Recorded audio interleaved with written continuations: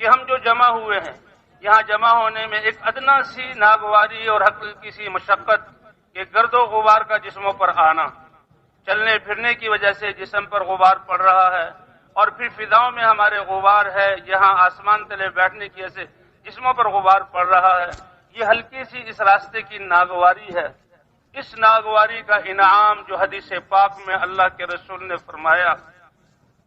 کہ جو اس مقصد کے لیے اللہ کی سب ہم اللہ کے راستے میں آئے ہیں اور یہ وقت فارغ کر کے اس میدان میں بیٹھے ہیں، ساری انسانیت کے لیے ہم اللہ کی طرف سے ہدایت کے طالب ہیں، اس کے لیے بیٹھے ہوئے ہیں کہ اللہ کے راستے کی غبار جس جسم پر پڑ جائے تو اللہ تعالیٰ جہنم کی آگ تو بہت دور کی بات ہے، وہ تو درکنار، اللہ جہنم کا دھواں بھی ایسے لوگوں پر حرام فرما دیتے ہیں۔ یہ ہلکی سی ناگواری کا سوال۔ اور ایک حدیث سنی ایک عالم سے کیا کہ قیامت میں جب لوگ اللہ کے میدان محشر میں اللہ کے دربار میں پیش ہوں گے، کچھ لوگوں کے لیے کہا جائے گا کہ ان کے لیے عرش کے سامنے ممبر بچھاؤ، تو وہ ان ممبروں پر بیٹھیں گے تو وہ دیکھیں گے کہ ان کے اور جنت کے درمیان جو ان کے اور اللہ کے عرش کے بیچ میں مشک کے ٹیلے ہیں، اور کچھ دیر بعد اللہ کے عرش کی طرف سے ایک ہوا چلے گی، وہ ان مشک کے ٹیلوں سے ان مشک کو اڑائے گی اور ان کے جسموں پر بکھیرے گی۔ جیسے آج مٹی ہمارے جسم پر پڑ رہی ہے، وہاں اللہ کے عرش کے سامنے نور کے منابر پر یہ بیٹھے ہوئے اللہ کے مہمان، اور وہ مشک ان کے جسموں پر آ کر پڑے گی اور ان کی یہ فضائیں مشک والی ہوں گی، تو وہ فرشتوں سے پوچھیں گے کہ یہ مشک اور یہ اکرام کس وجہ سے؟ تو فرشتے کیا کہیں گے؟ کیا اللہ کے دین کے لیے تم اپنے آپ کو پردیسی بنا کر اللہ کے رستے میں نہیں نکلتے تھے؟ تم میدانوں میں جمع نہیں ہوتے تھے؟ تمہارے اوپر تمہاری ناگواری کی چیز اللہ کے رستے کا غبار تمہارے اوپر نہیں پڑتا تھا؟ کہاں وہ پڑتا تھا؟ کہا یہ وہی تو غبار ہے جو اللہ نے مشک بنا کر تمہارے جسموں پر ڈالا ہے۔ ایک صاحب حضور صلی اللہ علیہ وسلم چل رہے ہیں اور لشکر جا رہا ہے، ایک صحابی نوجوان بڑے نفیس سے نازک تھا، وہ الگ جا رہے ہیں، اللہ کے رسول صلی اللہ علیہ وسلم نے ان کو بلایا، کہا کیا بات ہے، جماعت سے الگ ہو کے کیوں چل رہے ہو؟ کہ اللہ کے رسول یہ جو اکٹھے چل رہے ہیں تو یہاں گرد و غبار زیادہ اٹھ رہا ہے اور میں اسے ناپسند کرتا ہوں۔ اللہ کے رسول نے فرمایا فلا تعتزلہ، اس گرد و غبار سے تم اپنے آپ کو الگ نہ کرو، اور دلیل بھی دی کہ دنیا میں تو تمہیں یہ گرد و غبار کی صورت میں نظر آ رہا ہے، انہا لذریرۃ لک فی الجنہ، جنت میں تو یہ مشک بنا کر تمہارے اوپر ڈالا جائے گا۔ تو بھئی یہ نسبت بہت اونچی ہے، اللہ کی نسبت پر ہم جمع ہوئے۔ اے اللہ تو نے ہمیں کیوں پیدا کیا اور کس مقصد کے لیے اے اللہ تو نے حضرت محمد صلی اللہ علیہ وسلم کی امت میں بنایا؟ وما خلقت الجن والانس الا لیعبدون،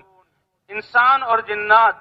اے آدم کی اولاد انسانوں، تمہیں تو میں نے ایک بہت بڑی شرافت اور کرامت اور عزت کے لیے پیدا کیا کہ تم دنیا میں میرے بندے بن کر رہو گے، میری بندگی کرو گے اور میری چاہت کو تم پورا کرو گے۔ اللہ کی بندگی یہ کائنات کا سب سے بڑا منصب اور سب سے بڑی عزت والی چیز ہے جو اللہ نے انسانوں کو عطا فرمائی۔ وما خلقت الجن والانس الا لیعبدون، یہ دنیا اور اس میں جو کچھ ہے یہ خواہشات کے پوری ہونے کی جگہ نہیں ہے۔ وہ تو اللہ کے رسول صلی اللہ علیہ وسلم فرماتے ہیں کہ یہ دنیا پوری ایک انسان کو دے دی جائے، بلکہ ایک روایت میں کہ ایک وادی پہاڑوں کے بیچ کی جگہ اس کو سونے سے بھر دیا جائے، پہاڑوں ایک پیالے کی طرح جگہ ہے، پہاڑوں تک سونا بھر دیا جائے، ایک انسان کو دیا جائے تو بھی اس سے اس کا پیٹ نہیں بھرے گا، وہ تمنا کرے گا کہ دوسری جہاں وادی بھی مجھے سونے سے بھر کر مل جائے اور یہ دنیا بھی مل جائے، تو اس کی خواہشات پوری نہیں ہوں گی۔ یہ جائے کہ 7 ارب انسان اگر وہ خواہشات کی لائن پر آ جائیں تو ان کی خواہشات کیسے پوری ہوں گی؟ دنیا کو اللہ نے خواہشات پوری کرنے کی جگہ نہیں بنایا، دنیا میں تو اللہ کی عبادت کیا ہے؟ اے اللہ جو تو چاہتا ہے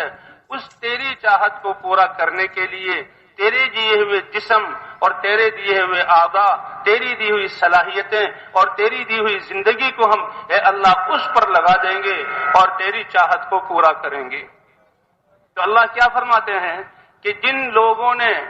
میری چاہت کو پورا کرنے کے لیے اپنی خواہشات کو قربان کیا اور میں نے جو احکام دیے ان کو پورا کرنے کے لیے انہوں نے دنیا میں مشقتیں جھیلی، تو ان کے لیے جنت ہے، اور جنت میں ہمیشہ ہمیشہ ہمیشہ میں ان کی چاہتوں کو اپنی شان کے مطابق پورا کروں گا۔ آج انسانیت میں دوڑ لگ گئی ہے کہ میری خواہش پورا ہو جائے، دنیا خواہشات پورا ہونے کی جگہ نہیں ہے۔ اللہ نے دنیا میں تو ہمیں اپنی بندگی اور اپنے احکام کو پورا کرنے کے لیے بھیجا ہے۔ تھوڑی سی زندگی،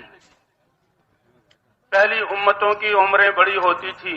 اور ان کو صرف اللہ کے دین پر چلنا، اللہ کے احکام کو نبی کے طریقے پر پورا کرنا، اس کی ذمہ داری تھی۔ ہزار ہزار سال عمریں، اس سے بڑی عمریں، اس سے چھوٹی نوح علیہ السلام کے بارے میں آتا ہے ان کی 1200 سال عمر تھی،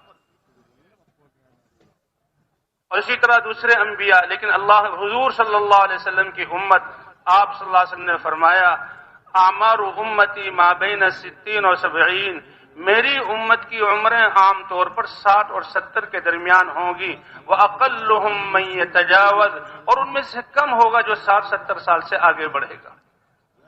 لیکن اس امت کو ذمہ داری اللہ کا دین، اللہ کے احکام کو نبی کے طریقے پر پورا کرنا، اللہ جو چاہ رہے ہیں اور عوامر کی صورت میں جو ہمیں یہ دین دیا ہے، اس دین پر چلنا اور اپنی خواہشات کو قربان کرنا، اور اس کے ساتھ ساتھ حضور صلی اللہ علیہ وسلم کی ختم نبوت کے صدقے اللہ نے تو اس امت کو اس دین کے زندہ کرنے کی، دنیا کے تمام انسانوں کو اللہ کے عبادت اور اللہ کی چاہت پر لانے کی محنت کرنا، اللہ نے یہ 2 ذمہ داریاں اس امت کو عطا فرمائی۔ والذین جاہدوا فینا لنہدینہم سبلنا وان اللہ لمع المحسنین، کہ جو اللہ کی رضا کو حاصل کرنے کے لیے اپنی جان اور مال کو لگائیں گے اور مشقتیں برداشت کریں گے تو اللہ کا وعدہ ہے کہ سب سے بڑی دولت ہدایت ہم انہیں عطا فرمائیں گے۔ اس دنیا کو اللہ نے دار الاسباب بنایا کہ تمام چیزوں کو محنتوں کے ساتھ جوڑا، لیکن باقی دنیا کی بھی جتنی محنتیں ہیں ان کے ساتھ اللہ نے وعدہ ظاہر کرنے، وہ نتیجہ ظاہر کرنے کا وعدہ نہیں فرمایا۔ تجارت سے مال ملتا ہے لیکن وعدہ نہیں، زراعت سے غلے ملتے ہیں لیکن وعدہ نہیں، اسی طرح صنعت کاری سے اشیاء ملتی ہیں لیکن وعدہ نہیں۔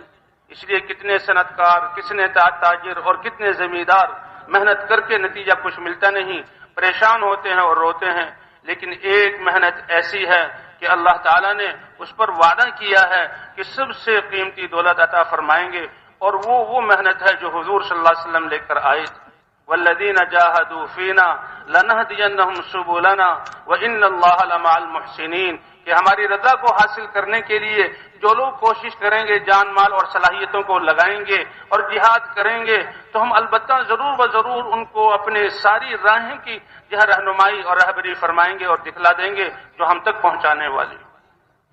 تو ہماری سب سے پہلی اور سب سے بڑی ضرورت ہدایت کا ملنا ہے، اس دین میں اللہ کی معرفت کا نور اور یقین کا آ جانا ہے۔ ایمان کا ملنا یہ بہت بڑی نعمت ہے۔